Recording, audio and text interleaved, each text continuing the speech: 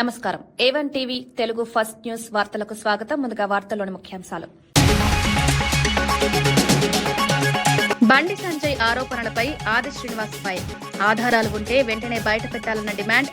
నిరాధార ఆరోపణలు ప్రజాస్వామ్యానికి హానికరం. ప్రభుత్వం పారదర్శకతతో పనిచేస్తోందన్న విప్.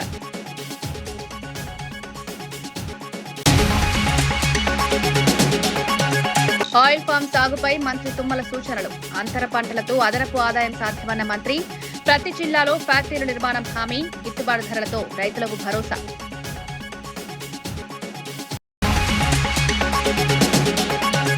వికారాబాద్ లో వైఎస్ షర్మిలకు ఘన స్వాగతం. వైఎస్ఆర్ విగ్రహానికి నివాళులర్పించిన నేత. పార్టీ బలోపేతంపై కార్యకర్తలకు పిలుపు. డీసీసీ శిక్షణలో పాల్గొన్న ఏపీసీసీ చీఫ్.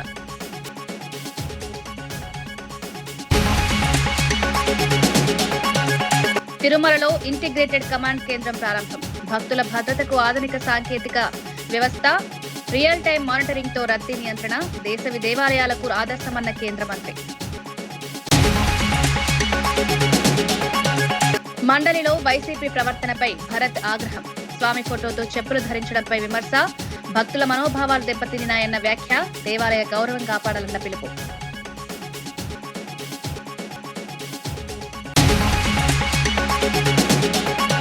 రాష్ట్ర మంత్రులు అవినీతికి పాల్పడుతున్నారని కేంద్ర మంత్రి బండి సంజయ్ చేసిన వ్యాఖ్యలను ప్రభుత్వ విప్ ఆది శ్రీనివాస్ తీవ్రంగా ఖండించారు.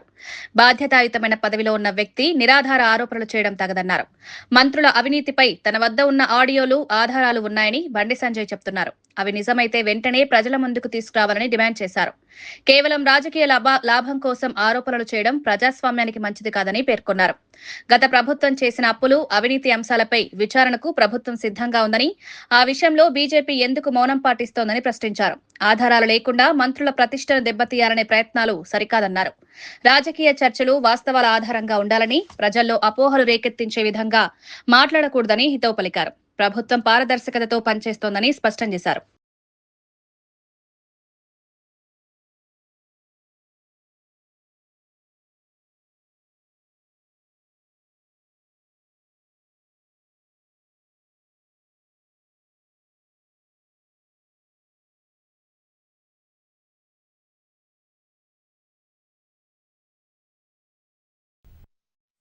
బాధ్యతమైనటువంటి కేంద్ర మంత్రి పదవిలో ఉండి ఇలాంటి విమర్శలు చేయడం ఎంత మేరకు సబబనే ఆలోచన లేకుండా, మంత్రుల అవినీతి అక్రమాల చిట్టాన్న దగ్గర ఉంది, ఆడియోలు ఉన్నాయనే మాట చెప్తూ వారికి ఐఏఎస్లు కొందరు సహకరిస్తున్నారని చెప్పినట్టు మాట మాట్లాడుతున్నారు. మీ దగ్గర ఉన్న పక్క ఆధారం ఉంటే బయటపెట్టి బండి సంజయ్ గారు అడుగుతా ఉన్నాం. కేంద్ర మంత్రి హోదాలో ఉన్న మీరు మాట్లాడే మాటలే అంటున్నా. మీరు అలా బట్టగాల్చి మీద వేస్తామంటే మీరు చూస్తూ ఊరుకోమని మాట కూడా సందర్భం చెప్తారు.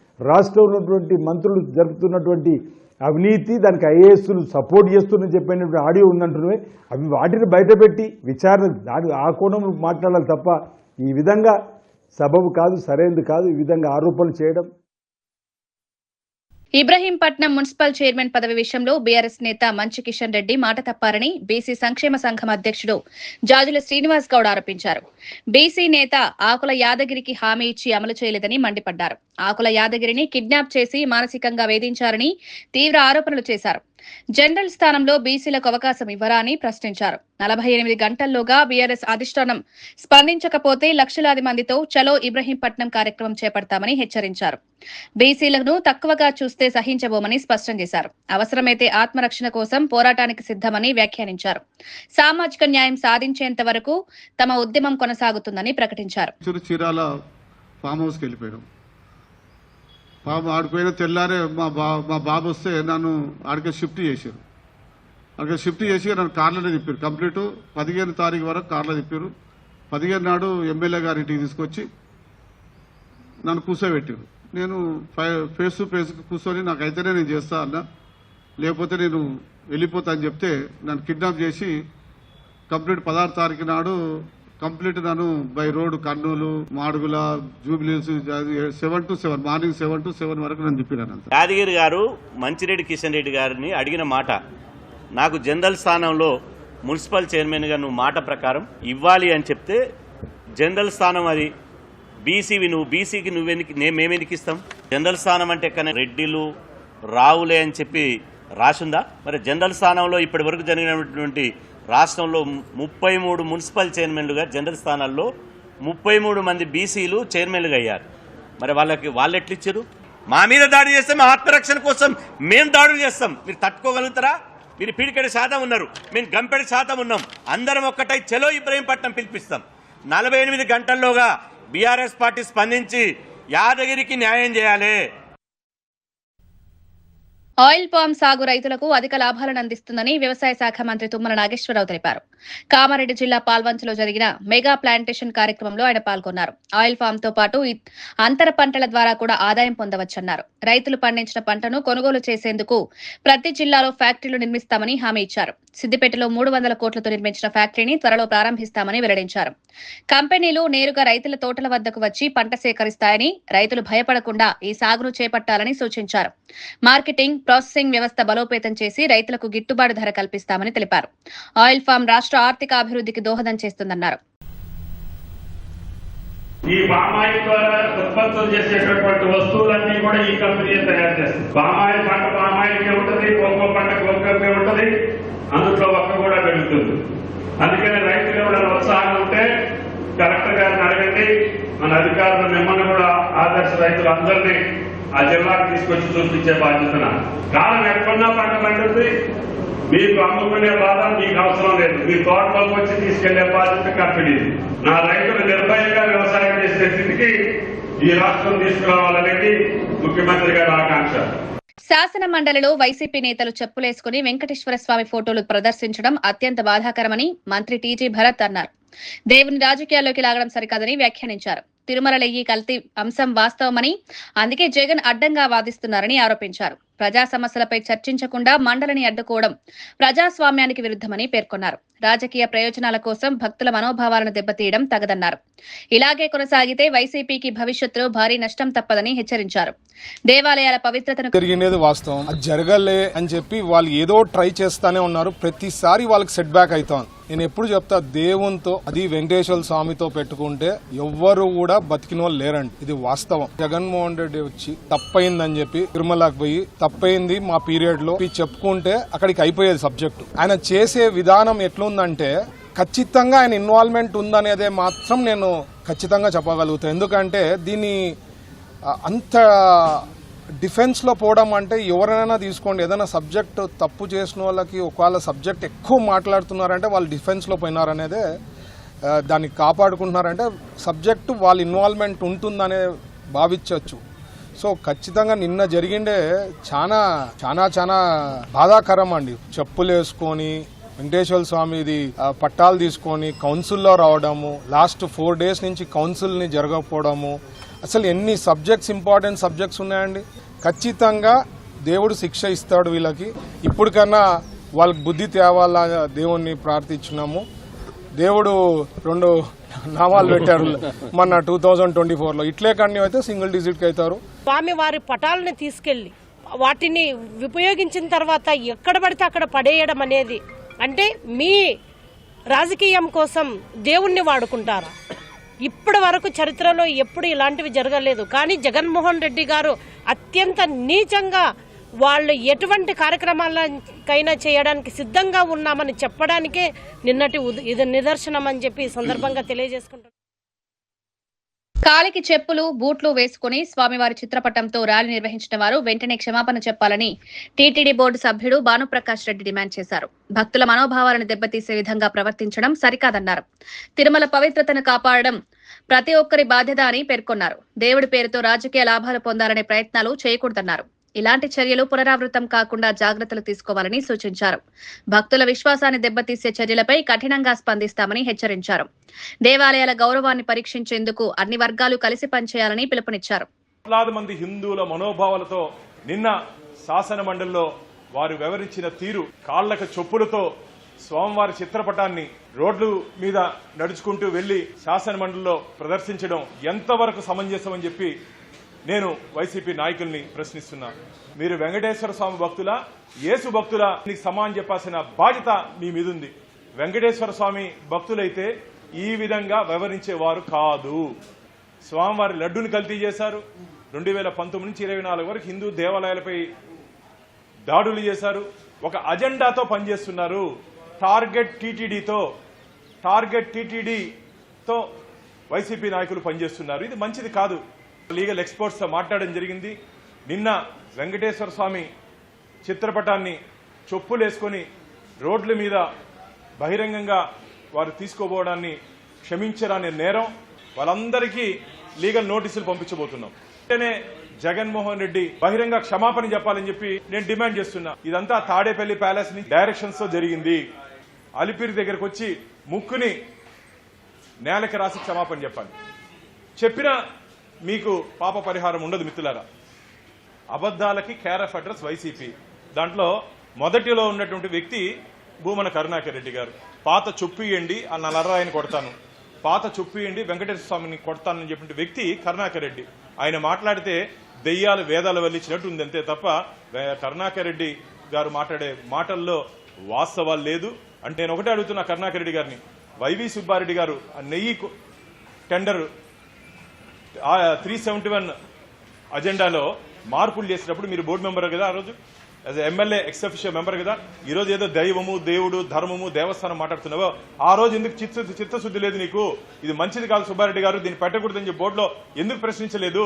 దొంగలు ఒకటయ్యి ఈ రోజు మాకు నీతులు చెప్తారు మీరు. నీకు చిత్తశుద్ధి ఉంటే ఆ రోజే ప్రశ్నించి ఉండాలా. బోర్డు మీటింగ్ లో అజెండా నెంబర్ 371 ఆ గీ కొనుగోలులో మాడిఫికేషన్ చేసినప్పుడు ఇది మంచిది కాదని చెప్పి ఎందుకు ప్రశ్నించలేదు కరుణాకర్ రెడ్డి గారు? ఆ రోజు మౌనమురిమారి ఉండి ఈ రోజు ఏదో నీతివంతుడు మారిపోయి మాట్లాడుతుంటే ప్రజలు ఎవ్వరు మీ మాటల్ని స్వీకరించే పరిస్థితులు లేదు. మీరు హిందూ ద్రోహులుగా ఆంధ్రప్రదేశ్ రాష్ట్ర చరిత్రలో మిగిలిపోబోతున్నారు. కృత్రిమ మేధ సాంకేతికతతో భారత్ కొత్త దశలోకి అడుగు పెడుతోంది. భూమిపై ఉన్న డేటా సెంటర్లకే పరిమితం కాకుండా అంతరిక్షంలోనే ఏఐ డేటా సెంటర్ ను ఏర్పాటు చేయాలని దేశీయ డీప్ టెక్ క్లౌడ్ ప్లాట్ఫామ్ నీక్లోడ్ ప్రకటించింది. ప్రతిష్టాత్మక ఏఐ సమ్మిట్ వేదికగా ఈ ప్రణాళికను వెల్లడించింది. అంతరిక్షంలో డేటా ప్రాసెసింగ్ సదుపాయాలు ఏర్పాటు చేస్తే వేగం, భద్రత, సామర్థ్యం పెరుగుతాయని నిపుణులు చెబుతున్నారు. భూమిపై ఉండే పరిమితులను అధిగమించడానికి ఇది సహాయపడుతుందని పేర్కొన్నారు. రక్షణ, అంతరిక్ష పరిశోధన, వాతావరణ అంచనాలు, భారీ డేటా విశ్లేషణ వంటి రంగాల్లో ఇది కీలక పాత్ర పోషించనుంది. భారత్ ను గ్లోబల్ ఏఐ శక్తిగా నిలబెట్టాలనే లక్ష్యంతో ఈ ప్రాజెక్టు ముందుకు సాగుతోంది.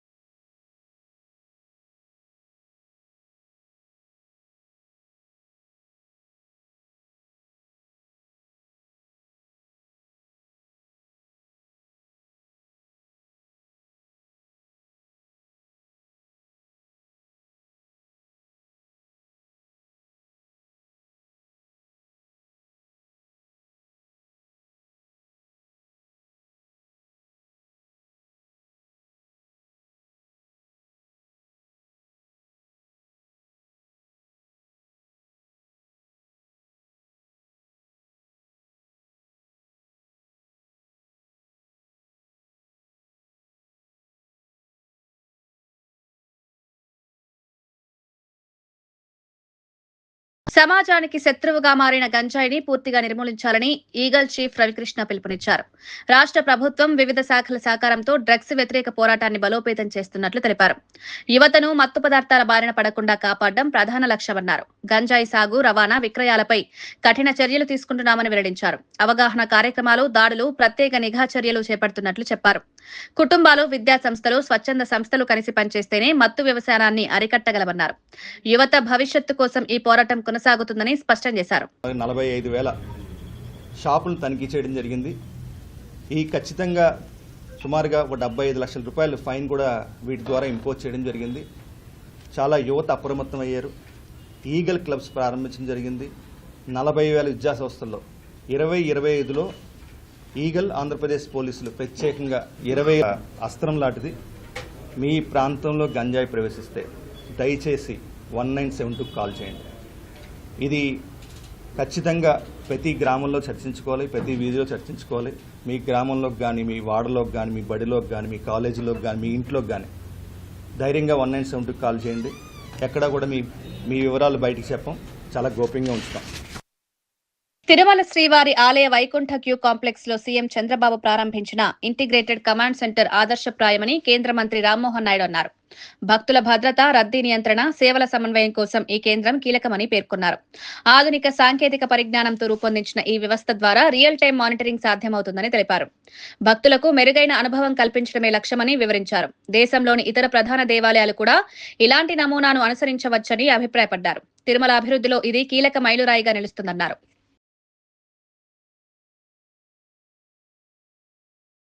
మొన్ననే రాష్ట్ర ముఖ్యమంత్రి వర్యులు చంద్రబాబు నాయుడు గారి చేతుల మీదుగా లాంచ్ అయినటువంటి ఇంటిగ్రేటెడ్ కమాండ్ కంట్రోల్ సెంటర్ ఏదైతే కొత్తగా ఇక్కడ ఎస్టాబ్లిష్ చేశారో దాన్ని కూడా మేము పర్యవేక్షించడం జరిగింది. మేము కూడా మినిస్ట్రీ ఆఫ్ సివిల్ ఏవియేషన్లో ఒక కమాండ్ సెంటర్ ఏర్పాటు చేయాలని ఎంతో కాలం నుంచి మేము కూడా ఒక ప్రయత్నం చేస్తున్నాం. మాకు కూడా ఈరోజు చాలా ఉపయోగపడే విధంగా బ్రహ్మాండంగా ఈరోజు ఇక్కడ కమాండ్ కంట్రోల్ సెంటర్ చేశారు. దానికి టీటీడీ వారికి హృదయపూర్వకమైనటువంటి అభినందనలు తెలియజేస్తున్నాం. ఎందుకనంటే అలాంటి కమాండ్ కంట్రోల్ సెంటర్ ఏర్పాటు చేయాలనంటే కొన్ని సంవత్సరాలు పడుతుంది. కానీ భక్తులు కలిసి, ఎన్ఆర్ఐస్ కొంతమంది అందరూ కలిసి ఇక్కడ ఉన్నటువంటి పరిస్థితులు గమనించి ఈరోజు ఉండే టెక్నాలజీని, ముఖ్యంగా ఏఐని వాడుకొని భక్తులందరికీ కూడా తక్కువ సమయంలో మంచి ఫెసిలిటీస్తో స్వామివారి దర్శనం చేసుకునే విధంగా, ఇబ్బంది లేకుండా చేసుకునే విధంగా ఈ యొక్క కమాండ్ కంట్రోల్ సెంటర్ ఏర్పాటు చేయడం అనేది చాలా గొప్ప ఎడిషన్ మన తిరుమల తిరుపతి దేవస్థానంకి. మేము కూడా ప్రత్యేకంగా ఈ యొక్క మోడల్ స్టడీ చేస్తాం. ఏ టీమ్స్ అయితే దీని మీద వర్క్ చేసాయో వాళ్ళతో కూడా ఇంటరాక్ట్ అయ్యి ప్రధానమంత్రి నరేంద్ర మోదీ గారి తాలూకు ఆధ్వర్యంలో fastest growing sector in the country ఈరోజు సివిల్ ఏవియేషన్ ఉంది. అలాగే భవిష్యత్తులో మరొక 20 సంవత్సరాలు కూడా ప్రతి సంవత్సరం 10% గ్రోత్ రేట్తో ఈ యొక్క సెక్టర్ ముందుకు నడవబోతుంది. ఈరోజు ఒక గొప్ప లెర్నింగ్ మాకు ఇక్కడ కమాండ్ కంట్రోల్ సెంటర్ది. అలాగే ఈరోజు ప్రత్యేకంగా ఈ యొక్క దర్శనం కూడా చాలా చక్కగా చేసినందుకు మన వెంకయ్య గారికి కూడా ప్రత్యేక ధన్యవాదాలు తెలియజేస్తున్నాం. చంచల్గూడ జైల్లో ఉగ్రకుట్ర జరుగుతోందన్న వార్తలు వదంతులేనని జైళ్ల శాఖ డీఐజీ శ్రీనివాస్ స్పష్టం చేశారు. జైల్లో లష్కర్ ఏ తోయిబా ఖైదీ జాహిద్ ఒక్కడే ఉన్నాడని తెలిపారు. అతనిపై కఠిన నిఘా కొనసాగుతుందని పేర్కొన్నారు. నిర్ధారణ లేని వార్తలను ప్రసారం చేయవద్దని మీడియాను కోరారు. జైలు భద్రతపై ఎటువంటి ఆందోళన అవసరం లేదన్నారు. అన్ని భద్రతా చర్యలు కట్టుదిట్టంగా అమలులో ఉన్నాయని వివరించారు. జాతీయ భద్రతా అంశాల్లో అపోహలు రేకెత్తించే సమాచారాన్ని జాగ్రత్తగా చూడాలని సూచించారు. వదంతులన్నీ కూడా సర్క్యులేట్ చేస్తున్నారు. దానికి సంబంధించి రీసెర్చ్ డిపార్ట్మెంట్ తెలంగాణ తరఫున నేను చెప్పదలుచుకున్నది ఒకటే, ఇట్లాంటి నేషనల్ సెక్యూరిటీకి సంబంధించినటువంటి ఇష్యూలలో ఏదైనా టెలికాస్ట్ చేసే ముందు వాటి యొక్క అథెంటిసిటీ, అంటే ఆ ఇచ్చినటువంటి ఇన్ఫర్మేషన్ కరెక్టేనా కాదా అన్నది, వచ్చిన సోర్సు కరెక్టే అన్నది ఒకసారి వెరిఫై చేసుకున్న తర్వాత టెలికాస్ట్ కానీ స్క్రోలింగ్లు కానీ పెడితే బాగుంటుందని చెప్పి నేను తెలియజేస్తున్నాను. ఇట్లాంటి పుకార్లు కానీ నమ్మశక్యం కాని విషయాలు బాధ్యతాయుతమైనటువంటి ఛానళ్లలో వచ్చినట్టయితే ప్రజలందరూ కూడా ఒక భయభ్రాంతులకు గురై ఏదో జరగబోతుందన్నటువంటి దాంట్లో ఉండే అవకాశం ఉంది. దాన్ని దూరం చేయడానికే ఈరోజు సడన్గా ప్రెస్ మీట్ అన్నది మీ అందరినీ కూడా పిలవడం జరిగింది. ఇందుకు సంబంధించి నేను చెప్పదలుచుకున్నది ఏంటంటే, చంచల్గూడ జైలు నుండి మీరు చెప్పినట్టు లష్కర్ ఏ తోయిబా కానీ అట్లాంటి ఉగ్రవాదులు ఓన్లీ ఒకరే ఒకరు ఉన్నారు. ఆ జాహిద్ అనే వ్యక్తి ఒకరే ఉన్నారు. వారు ములాఖాతులు కూడా వారి భార్య తప్ప మిగతా ఎవరు కూడా రారు. వచ్చినా కానీ అత్యంత సర్వేలెన్స్లో ఇవన్నీ కూడా రికార్డ్ చేయాలి. వికారాబాద్ లో డీసీసీల శిక్షణ కార్యక్రమానికి వెళ్తున్న ఏపీసీసీ చీఫ్ వైఎస్ షర్మిలకు చేవెళ్ల వద్ద ఘన స్వాగతం లభించింది. స్థానిక ఎమ్మెల్యే కాళ యాదయ్య ఆమెను ఆహ్వానించారు. మహానేత వైఎస్ రాజశేఖర రెడ్డి విగ్రహానికి పూలమాల వేసి నివాళులర్పించారు. పార్టీ బలోపేతం, క్యాడర్ శక్తివంతం చేయడంపై ఆమె దృష్టి సారించారు. కాంగ్రెస్ సిద్ధాంతాలను ప్రజల్లోకి తీసుకువెళ్లాలని కార్యకర్తలకు పిలుపునిచ్చారు. రాష్ట్రంలో పార్టీ పునరుద్దరణ లక్ష్యంగా కార్యక్రమాలు చేపడుతున్నామన్నారు. నాయకులు, కార్యకర్తలు పెద్ద సంఖ్యలో పాల్గొని కార్యక్రమాన్ని విజయవంతం చేశారు. జోహార్ వైఎస్ఆర్, జోహార్ జోహార్, జోహార్ వైఎస్ఆర్, జోహార్ జోహార్.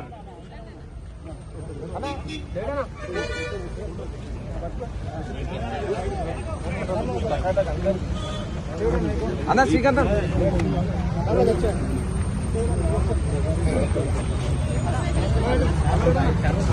మీరు కొంచెం ముంగల ఫోటో తీయండి. అన్నా ఎక్కకుండే, హలో అన్నా ఒకరు ఎక్కకండి అన్నా, అన్నా మీరు ఆగు సార్ ఎక్కకండి.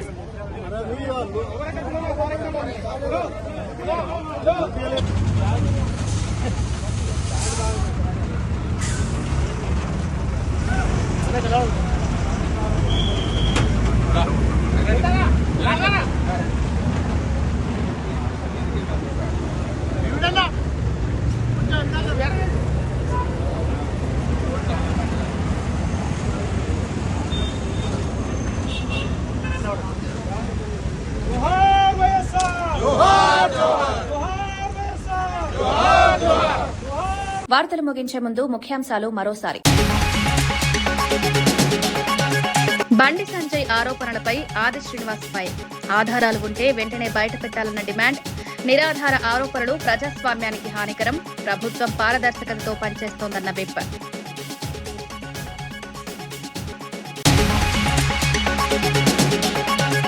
ఆయిల్ పామ్ సాగుపై మంత్రి తుమ్మల సూచనలు. అంతర పంటలతో అదనపు ఆదాయం సాధ్యమన్న మంత్రి. ప్రతి జిల్లాలో ఫ్యాక్టరీల నిర్మాణం హామీ. గిట్టుబాటు ధరలతో రైతులకు భరోసా.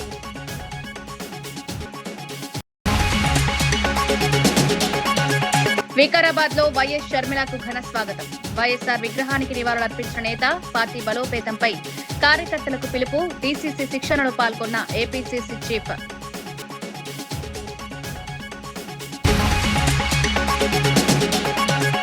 తిరుమలలో ఇంటిగ్రేటెడ్ కమాండ్ కేంద్రం ప్రారంభం. భక్తుల భద్రతకు ఆధునిక సాంకేతిక వ్యవస్థ. రియల్ టైం మానిటరింగ్ తో రద్దీ నియంత్రణ. దేశ దేవాలయాలకు ఆదర్శమన్న కేంద్ర మంత్రి. మండలిలో వైసీపీ ప్రవర్తనపై భరత్ ఆగ్రహం. స్వామి ఫోటోతో చెప్పులు ధరించడంపై విమర్శ. భక్తుల మనోభావాలు దెబ్బతిన్నాయన్న వ్యాఖ్య. దేవాలయ గౌరవం కాపాడాలన్న పిలుపు.